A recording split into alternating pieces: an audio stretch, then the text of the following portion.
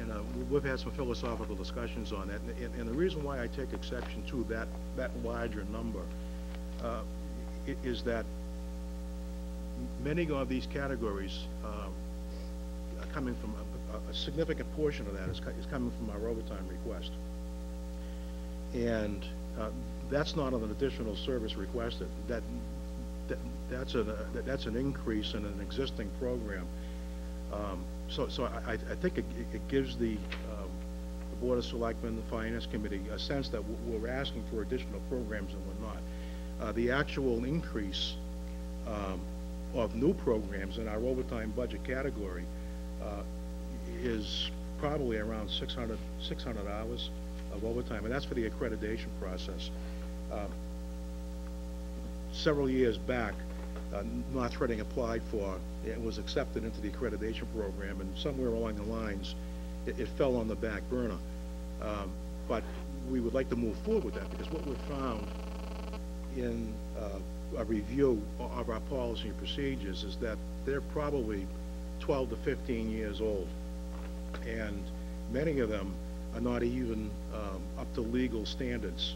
And if the department follows them to a T, it puts us in a position of liability if we were to follow some of those policies. So we have to review our policy and procedures and adopt new ones, and that's a time-consuming and a lengthy process, because it involves not only a lot of research by the staff people who will be assigned to that. It entails them traveling around, gathering information, and doing research, but it also entails negotiations with Local 25 and with the Lieutenants Association over the adoption and implementation of policy. Accreditation what that does, it adds another layer. It's sort of like ISO 9000 or whatever it is, or accreditation for our schools in North Reading, where independent assessors come in and they look at your policy and procedures, and they compare them to national standards or regional standards, and if we meet those standards, they give their stamp of approval. And what they do is, what that does is it helps with our insurance, it helps with us, it helps us if we are put into a position we have to defend ourselves in a civil lawsuit, that we have these regional and national organizations behind us saying that their policies, their reporting standards are up to our standards, and therefore it reduces the community and the police department's liability for in those kinds of instances. So I put in 500 hours for additional overtime in that particular category, and so I can understand that being in the additional request column, because it's a brand new category of overtime. But the rest of it is just an adjustment to existing categories, trying to bring us up to the standard that we should be at. For example, the DARE program, the Board of Selectmen, I think it was Stephen, several years back, made a motion, and the board adopted it, that $10,000 be added to our overtime budget to fund the DARE program, because we had at that time lost. That's one of those cutbacks I talked about, where the federal government took back money from successful programs, and the board recognized that several years back and added $10,000 to our overtime budget, but have since taken away $184,000. So that's moved. However, we left the 10 in there. So, it takes about 250 hours of overtime per year for us to actually it takes about 350 hours of overtime, and we're funded at about 200 hours. So that was an increase in that particular category to bring it up to what it's exactly costing the department.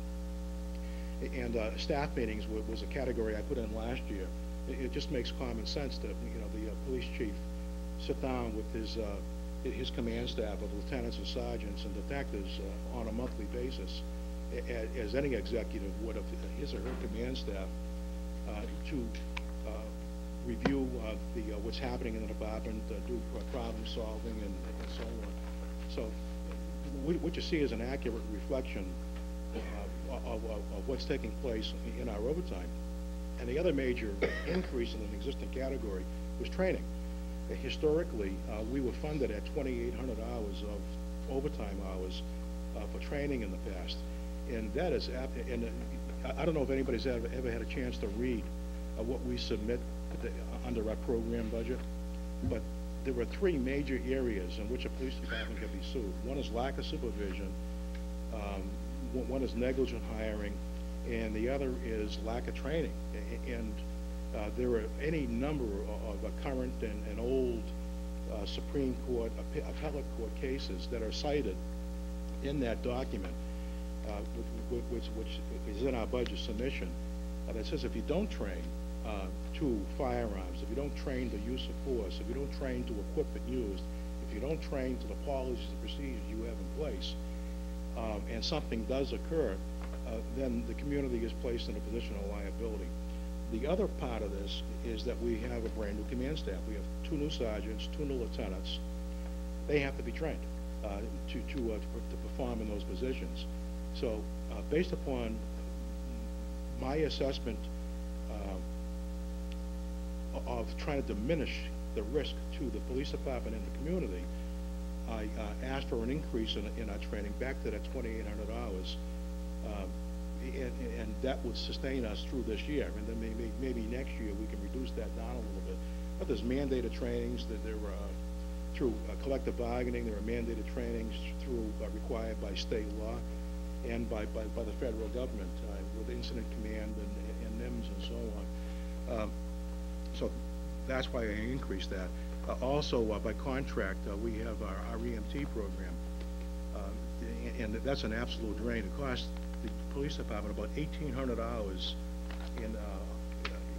from our overtime budget last year, and we only budgeted for 836 hours, so that was a huge impact. I did sit down, and Greg and I are dealing with a grievance right now, but I did put in some significant controls on EMT training, putting a cap on the hours. Right before it was uncapped,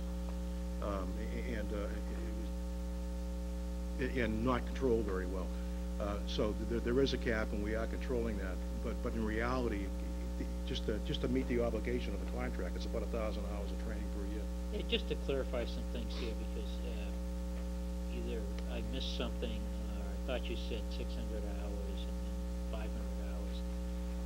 Under the additional request in the operations area for personal services, some of this was to make up for overtime that was taken out of the budget in the past. That's correct. The rest of it is for Dispatches.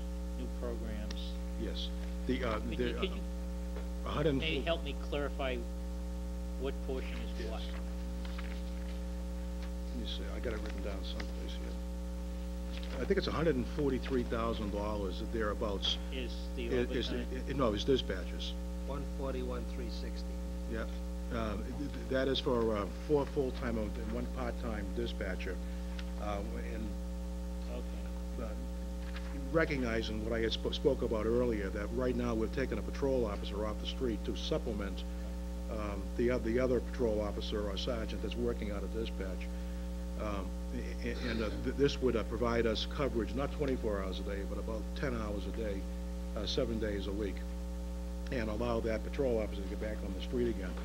And that program would emulate the program in Reading. That would satisfy a couple of needs, and that's explained in the program budget, in the program budget portion of the police department submission. And that would satisfy a couple of needs. First of all, to get that patrolman back on the street again, and they would be required to, based upon the Reading model, to do a lot of our data input. That takes other patrolmen off the street to do that, and that also be monitoring ourselves during an arrest period.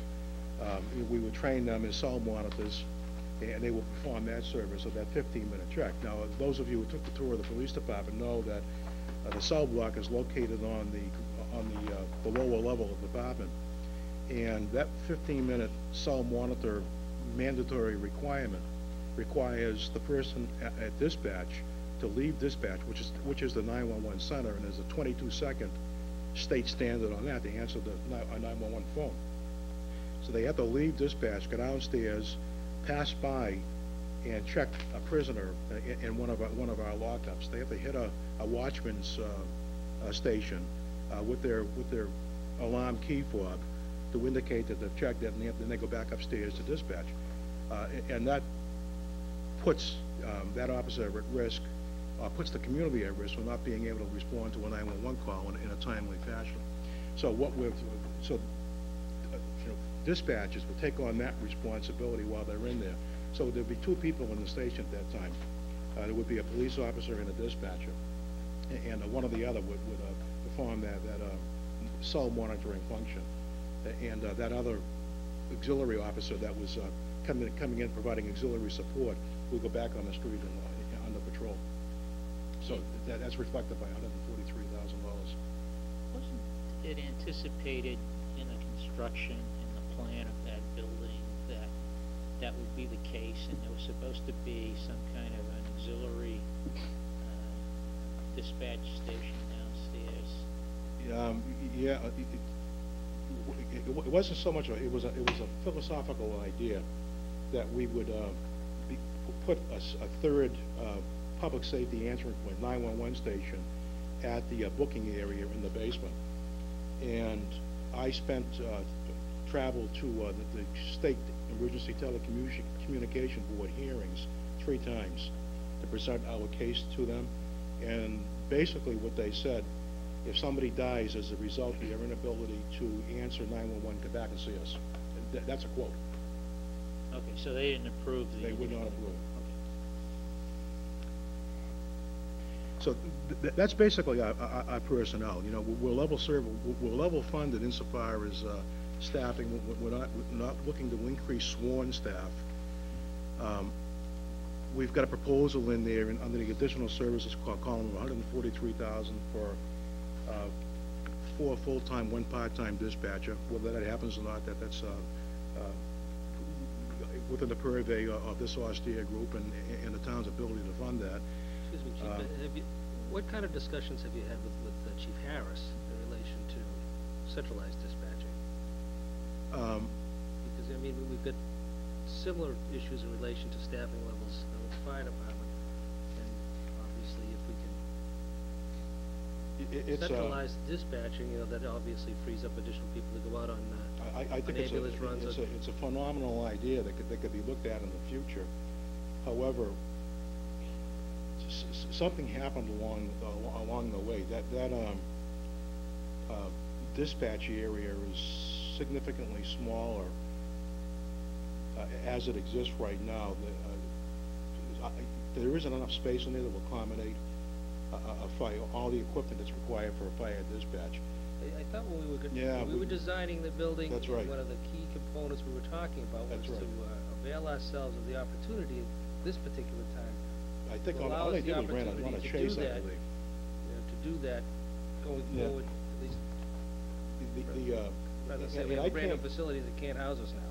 I can't give you an adequate response. I think what happened, and it's my best guess, is that if you look at the equipment room in back of the dispatch was supposed to be deeper, and I believe that if it had been deeper, it could have housed and wrapped around additional dispatch services. But what happened was, as they began to try to fit technology in there, it began to push the walls for dispatch out and take away space. And as it is right now, there is so much equipment and technology.